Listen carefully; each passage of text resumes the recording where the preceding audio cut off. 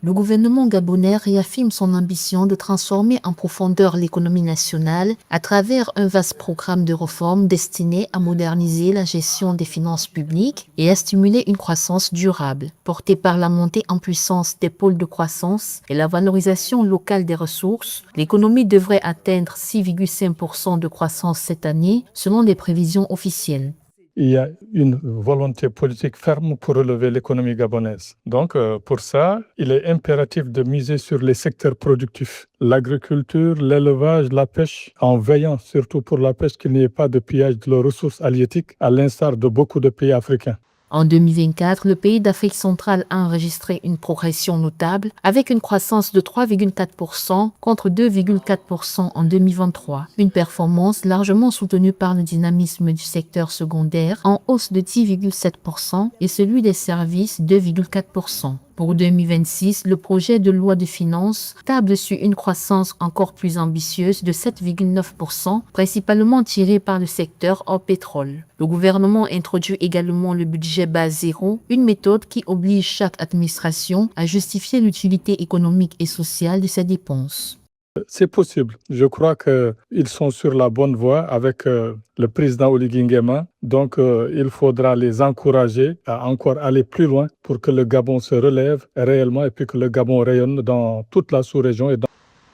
Dans le même mouvement de rationalisation budgétaire, une décision majeure vient d'être annoncée, la suppression des subventions à l'essence dès janvier 2026. En 2024, ces subventions représentaient près de 110 milliards de francs CFA, soit 0,9% du PIB. Une mesure à la fois symbolique et stratégique qui vise à réduire la pression sur les finances publiques tout en recentrant les ressources vers les secteurs prioritaires du développement.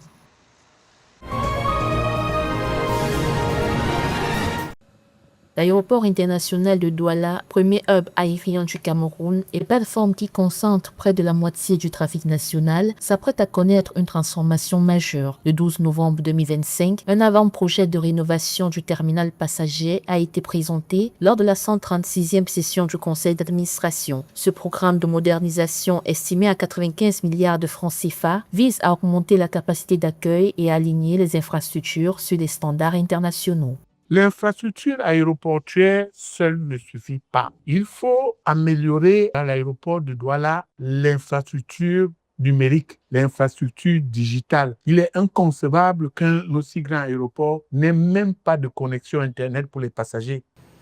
Situé à proximité du port de Douala, principal poumon commercial de la zone SEMAC, l'aéroport occupe un rôle stratégique dans les échanges entre le Cameroun, le Tchad et la Centrafrique. Le projet prévoit l'extension des infrastructures aéronautiques avec la construction d'une nouvelle aire de trafic. Les 20 000 m² existants seront entièrement réaménagés, tandis que 10 000 m² supplémentaires seront ajoutés, incluant de nouveaux comptoirs d'enregistrement.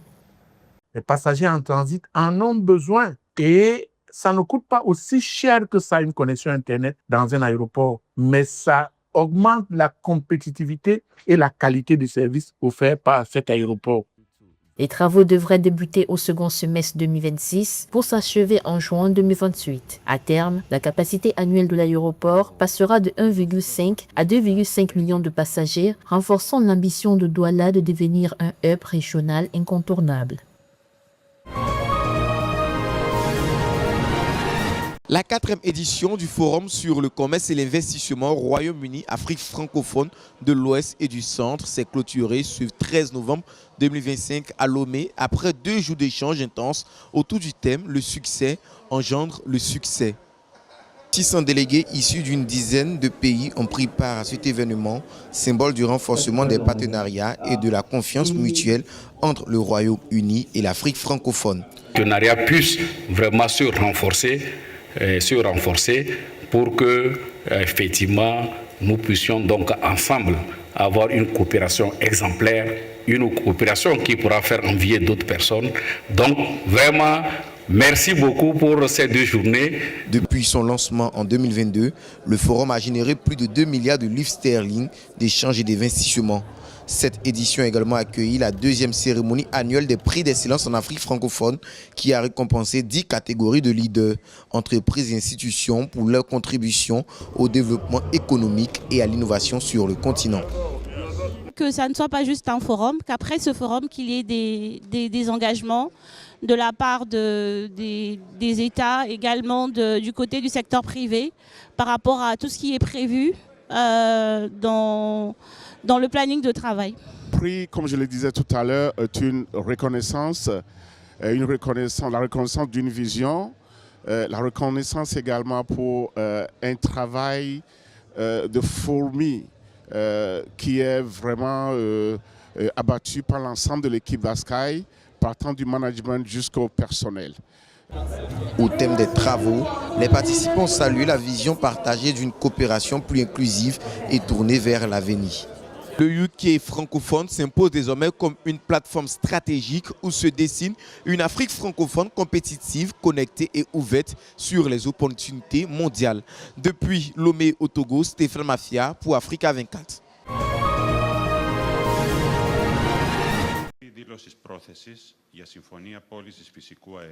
L'Ukraine a signé un accord avec la Grèce qui pourrait garantir son approvisionnement en gaz durant la saison hivernale, dans le contexte des frappes russes incessantes sur ses infrastructures énergétiques.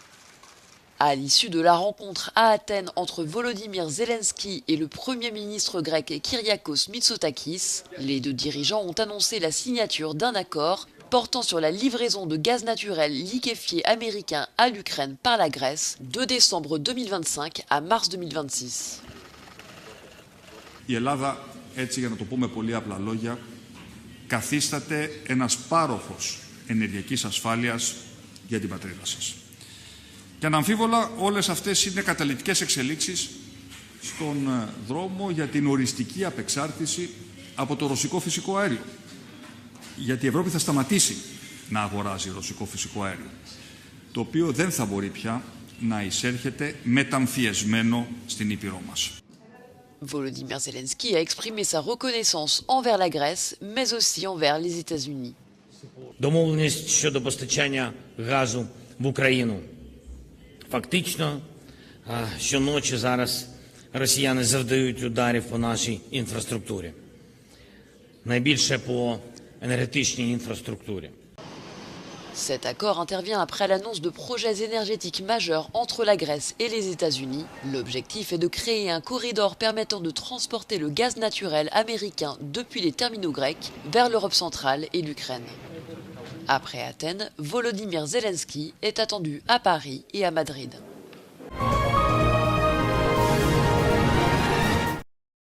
Aux États-Unis, Donald Trump envisage de rencontrer le nouveau maire élu de New York, Zohran Mamdani. Le président républicain et le maire démocrate sortent d'une période de campagne marquée par des invectives l'un envers l'autre. Le maire de New York aimerait nous rencontrer et nous trouverons une solution. Mais il aimerait venir à Washington et nous rencontrer et nous trouverons une solution. Nous voulons que tout se passe bien pour New York. Zohran Mamdani est passé du statut de simple législateur d'État à celui de star des médias sociaux et de symbole de la résistance contre Trump. L'homme de 34 ans a fait campagne sur un ensemble de politiques progressistes et radicalement opposé au programme agressif et anti-immigré du président américain.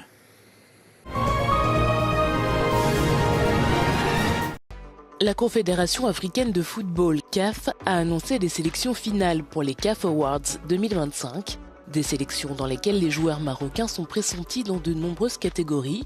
Côté masculin, l'entraîneur de l'équipe nationale Walid Regragui et l'entraîneur des moins de 20 ans Mohamed Wabi ont tous deux été nominés dans la catégorie meilleur entraîneur aux côtés du Cap-Verdien Boubista. Le Maroc est également présent dans la catégorie meilleure équipe nationale avec des nominations pour l'équipe senior et l'équipe des moins de 20 ans qui a récemment remporté la Coupe du Monde. Pour le titre de meilleur joueur africain, les finalistes sont le capitaine marocain Achraf Hakimi, l'Égyptien Mohamed Salah et le Nigérian Victor Osimhen. Les Marocaines Ghizlane Chebak et Sana Amsoudi ont été sélectionnées pour le titre de meilleure joueuse.